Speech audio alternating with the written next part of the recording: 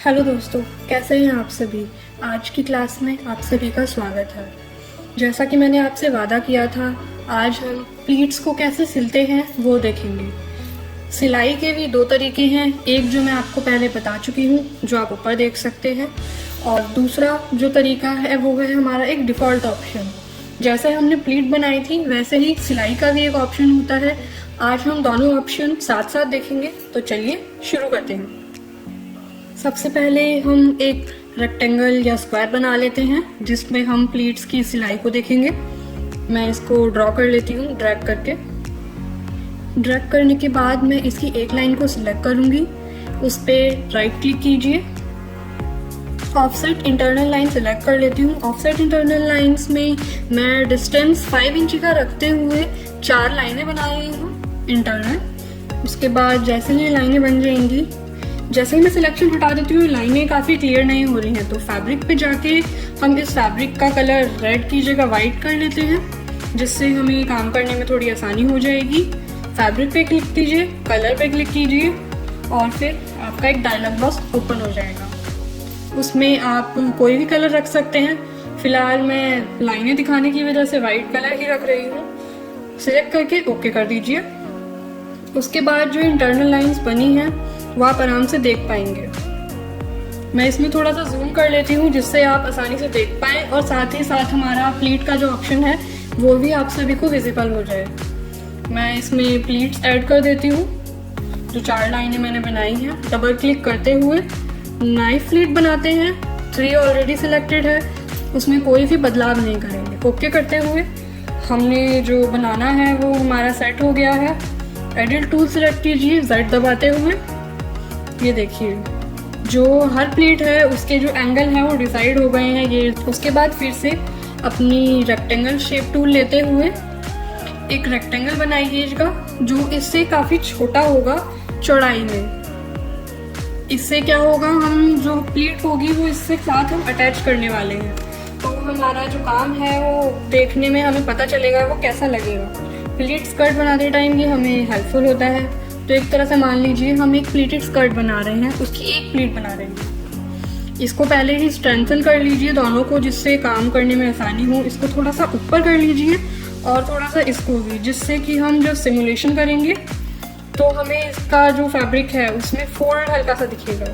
हल्का सा सिमुलेशन होते ही उसको ऑफ कर दीजिए, जिससे आपको फोल्ड का एक हल्का आइडिया लग गया है। विजुअलाइज कर सकते हो आप कि वो प्लीट कैसे दिखने वाली है। मैं ये वाली प्लीट हटा लेती हूँ मुझे, क्योंकि इसकी कोई ज़रूरत नहीं है। मुझे एक ही प्लीट दिखानी है आप सभी को। जो मैंने एक छोटा रेक्टेंगल बनाया था ऊपर की तरफ, मैं उसको पिन कर लेती हूँ, जिससे जब मैं सिमुलेशन करूँ तो वो नीचे ना गिरे। और मैं ये वाला पीस जो हमने बड़ा वाला बनाया है वो इससे हम अटैच करेंगे, तो इसलिए पिन करना ज़रूरी है। अपनी सारी लाइनों को सिलेक्ट कीजिए और इसमें extend TRIMS and add point at the pattern outline वाला ऑप्शन सिलेक्ट कर लीजिए। इससे जो हमारे पॉइंट्स हैं वो हमारी लाइन पे भी बन गए हैं। तो देखिए ये 5-5 इंच की लाइन हमारी बन गई है। यहाँ से एक 5 इंच की लाइन हम और बना लेते हैं। ये हम इसलिए बना रहे हैं जिससे कि जो हमारी प्लीट एक्चुअल फोल्ड होती है उसको आप देखेंगे तो हमें एक 5 इंच की लाइन बनाना ज़रूरी होगा। तो फिलहाल मैं ये 5 इंच की लाइन यूनिट 1 में 5 डाल के बना लूँगी। हमारा पॉइंट ऐड हो चुका है। उसके बाद जैसे ही मैं सिमुलेशन ऑन करती हूँ मेरा फैब्रिक फिर से नीचे गिर गया है। मैं इसको ऊपर लेके जाऊँगी और इसमें अब स्विंग ऐड करते हैं। हमारी प्लीट ऑलमोस्ट रेडी हो चुकी है, तो हमें कुछ करने की ज़रूरत नहीं है। मैंने एक एक्यूरेट एंगल बना लिया है जिससे आप देख पाएँ कि मैं स्विंग किस तरीके से कर रही हूँ। ये देखिए जो हमारी प्लीट्स आपस में जुड़ने वाली हैं, मैंने उनको इस तरीके से सिला है, तो जब हमारी प्लीट बंद होगी तो उसमें कोई भी डिस्टॉर्शन नहीं आएगा और हमारा जो काम है वो आसानी से हो पाएगा। ये दोनों प्लीट्स तो आपस में सिल गई हैं। अब हमें इस वाले फैब्रिक को ऊपर वाले फैब्रिक से जोड़ना है। हम पहले इस वाली लाइन पे एक पॉइंट बना लेते हैं जो 5 इंची का होगा, तो काम करने में आसानी होगी। लाइन पे क्लिक कीजिए और स्प्लिट लाइन करते हुए एक पॉइंट बना लीजिए। उस पॉइंट की किसी भी साइड आप एक दोबारा क्लिक कर सकते हैं और उसको फिर से स्प्लिट कर सकते हैं। जो पॉइंट हम 5 इंची की डिस्टेंस पे बनाने वाले हैं। स्विंग टूल सेलेक्ट कीजिए और अपने जो दोनों पॉइंट्स हैं उनको आपस में सिल दीजिए, जो मैंने आपको बताया था। जो फैब्रिक ऊपर आने वाला है वो हमने सिल लिया है।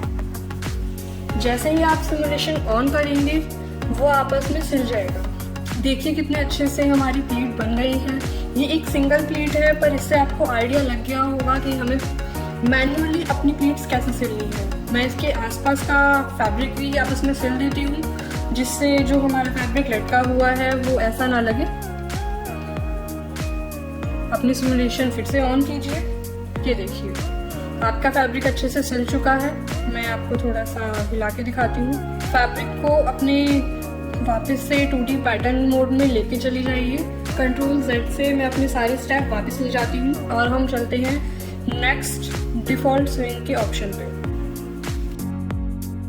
जो हमारा नेक्स्ट स्विंग टूल है वो हमारे डिफ़ॉल्ट प्लीटेड के साथ ही है। जितना पोर्शन हमें कंबाइन करना है और फोल्ड करना है, अगर हम उस वाले पोर्शन को सिलेक्ट करके अपने फैब्रिक के साथ सिलेंगे तो वो कुछ इस तरीके का हो जाएगा, क्योंकि जो हमारा डिफ़ॉल्ट स्विंग ऑप्शन है प्लीट्स का, उसको ये नहीं पता है कि हमारा कितना डिस्टेंस है और कितने डिस्टेंस के साथ उसे सिलना चाहिए। फ़िलहाल हम अपनी पुरानी स्विंग को डिलीट कर लेते हैं एडिट स्विंग टूल्स के साथ।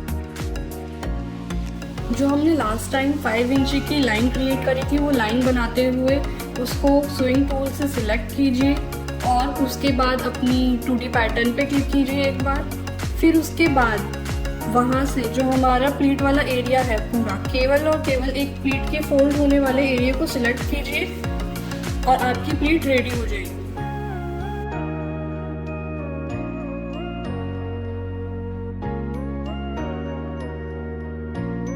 सिमुलेशन ऑन करते ही हमारी जो प्लीट है वो वापस वैसी हो गई है जैसे हमने मैन्युअली सिली थी।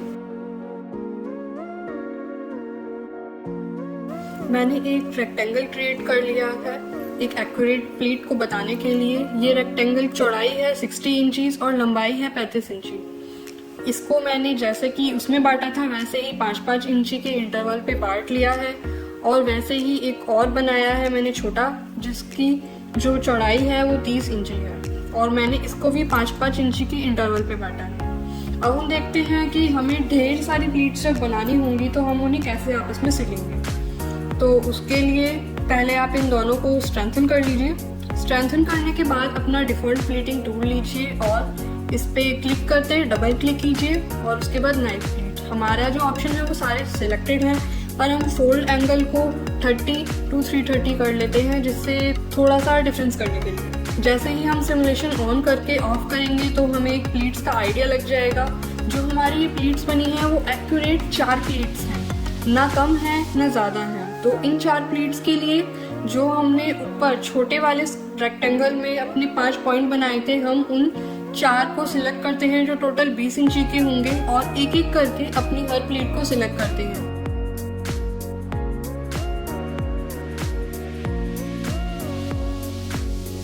ऐसे सिलेक्ट करने के बाद आपको अपनी 2D पैटर्न विंडो पे क्लिक करना है और आपका जो सेटअप है वो रेडी हो जाएगा। आपको कुछ भी करने की जरूरत नहीं पड़ेगी।